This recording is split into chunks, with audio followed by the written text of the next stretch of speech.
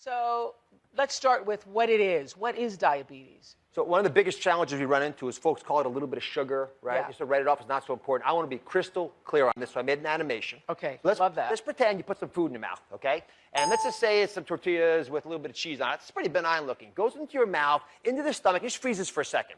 So there's your stomach digesting the food. There's the liver, which has to take all the nutrients to decide what to do with it, including making sugar out of it. Gallbladder's the green stuff, and this organ right here, that yellowish thing, that's the hero today. That's called the pancreas. Let's run this forward. The food goes through the stomach, into the small bowel. The bile, the green stuff, and the yellow stuff from the pancreas, they mix. And there's the pancreas there doing its best to keep up. The food is being washed like you wash soap off, some grease. And the molecules of glucose or sugar get absorbed into the body. Now, let's cut into the bloodstream. The sugar now is traveling around, and these little particles here are insulin.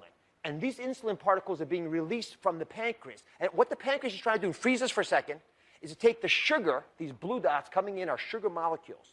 And the insulin is saying, come to me, like a funnel. It's allowing the sugar to go past the bloodstream into the tissues. Goes to our brain. Our brain can only use sugar to think.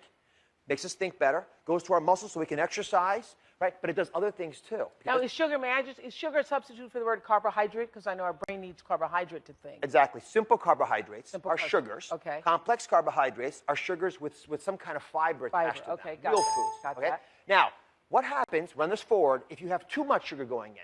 We store it in our belly. That's how our ancestors survived. But that belly fat, the omentum, gets ponderously large. And as it does that, it poisons the insulin so it no longer can work and the sugar cannot get out of the bloodstream. That's a problem because in the heart, the blood vessels are very delicate. There's a Teflon lining. And the sugar, like pieces of glass shards, scrape at it. And you see that little hole that's starting to make on the inside of the artery? As our body scars in an attempt to heal, it's a fragile repair. It breaks. It ruptures. Now you have an open surface that's sore, Oprah.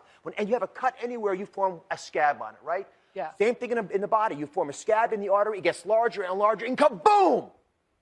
Right there, you saw the leading cause of death in diabetics.